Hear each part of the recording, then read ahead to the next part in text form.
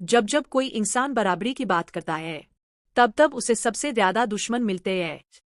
आज हम उस इंसान की बात करने जा रहे हैं जिसने करोड़ों दबे कुचले लोगों को इंसान बनने का अधिकार दिया। डॉ. भीमराव अंबेडकर, बाबा साहब। लेकिन सवाल है, बाबा साहब का दुश्मन कौन था? क्या कोई व्यक्ति, कोई पार्टी, या फिर पूरी एक सोच? आज इस वीडियो में हम वही सच्चाई बताएंगे जो आपको कभी सीधे नहीं बताई गई। क्या बाबा साहब के कोई व्यक्तिगत दुश्मन थे? इतिहास अक्सर लोगों को लड़वाकर सच छुपा देता है। बाबा साहब के कोई व्यक्तिगत दुश्मन नहीं थे। उन्होंने कभी किसी व्यक्ति से निजी दुश्मनी नहीं रखी। लेकिन हाँ, उनके विचार इतने शक्तिशाली थे कि कई लोगों को वो चुभने लगे। बाबा साहब कहते थे, मैं व्यक्ति से नहीं, व्यवस्था से लड़ता हूँ। तो साफ है, उनका संघर्ष किसी इंसान से नहीं, अन्यपूर्ण सिस्टम से था। असली दुश्मन जाति व्यवस्था और मनुवादी सोच। अब असली सच्चाई सुनिए। बाबा साहब का सबसे बड़ा दुश्मन था जाति व्यवस्था। एक ऐसी व्यवस्था जहां जन्म से इंसान ऊंचा नीचा तय होता है, जहां इंसान को मंदिर, पानी और शिक्षा से रोका जाता है, जहां मेहनत नहीं, जाति से इज्जत मिलती है। मनुस्मृति जैसी किताबें इसी भेदभाव को धर्म का नाम देती थी। इसलिए बाबा साहब ने मनुस्मृति जलाई, जाति प्रथा को सीधी चुनौती दी और कहा, मैं ऐसी धर्म व्यवस्था को नहीं मानता जो इंसान को छोटा बनाए। यही सोच उनके सबसे बड़े दुश्मन बन गई। गांधी जी से मतभेद दुश्मनी नहीं। बहुत लोग जानबूझकर कहते हैं कि बाबा साहब और गांधी जी दुश्मन थे। सच यह है, वे दुश्मन नहीं, वैचारिक विरोधी थे। मुद्दा था दलितों के राजनीतिक अधिकार, पृथक निर्वाचन बनाम आरक्षण। बाबा साहब चाहते थे कि दलितों को स्वतंत्र राजनीतिक ताकत मिले। गांधी जी का रास्ता अलग था, लेकिन बाबा साहब ने कभी गांधी जी को गाली नहीं दी और गांधी जी ने भी बाबा साहब की बुद्धि को माना। यह मतभेद था, दुश्मनी नहीं। राजनीतिक सिस्टम और अवसरवादी नेता। एक और बड़ा दुश्मन था दलितों को सिर्फ वोट समझने वाली राजनीति। कुछ नेता मंच पर बाबा साहब की फोटो लगाते हैं, लेकिन उनके विचारों से डरते हैं, संविधान की आत्मा को कमजोर करते हैं। बाबा साहब ने ऐसे नेताओं को चेताया था, राजनीतिक लोकतंत्र तब तक बेकार है जब तक सामाजिक लोकतंत्र नहीं। आज जब संविधान पर सवाल उठते हैं तो समझ लीजिए, बाबा साहब के दुश्मन अब भी जिंदा हैं। बाबा साहब ने सबसे बड़ा दुश्मन कैसे हराया? अब सवाल है, क्या बाबा साहब जीते या हारे? बाबा साहब ने संविधान दिया, बराबरी का अधिकार दिया, शिक्षा, आरक्षण और कानून की ताकत दी। उन्होंने बंदूक से नहीं, कलम और संविधान से लड़ाई जीती। उनका सबसे बड़ा हथियार था ज्ञान, दमदार निष्कर्ष प्लस कॉल टू एक्शन, जोरदार आवाज।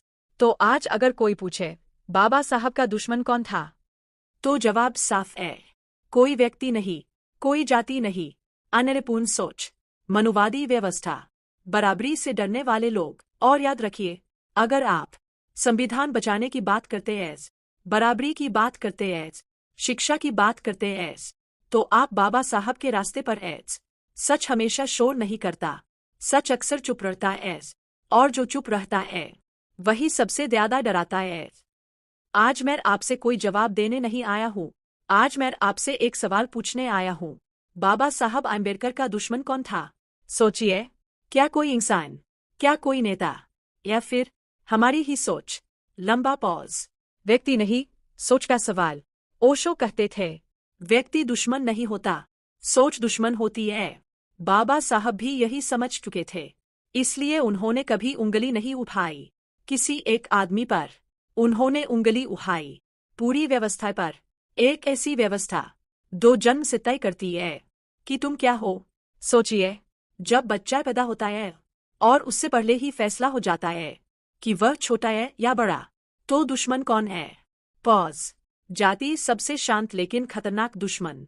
जाति शोर नहीं करती, जाति तलवार नहीं उठाती, लेकिन जाति आत्मा को मार देती है। बाबा साहब ने देखा, मंदिर बंद है, कुएं बंद है, स्कूल बंद है, इंसान बंद है, और जिसने यह सब बंद किया वह कोई एक आदमी नहीं था, वह थी मनुवादी सोच, जो कहती है कुछ लोग पैदा ही शासन करने के लिए हुए हैं और कुछ सहने के लिए।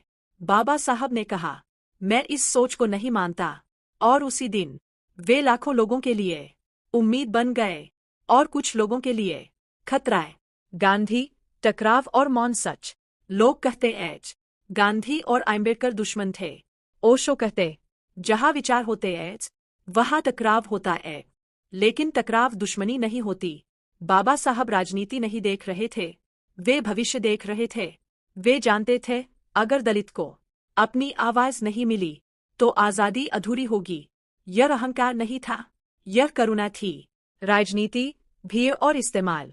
ओशो कहते थे भीड़ कभी क्रांति नहीं करती, भीड़ सिर्फ नकल करती है। आज भी हम वही कर रहे हैं।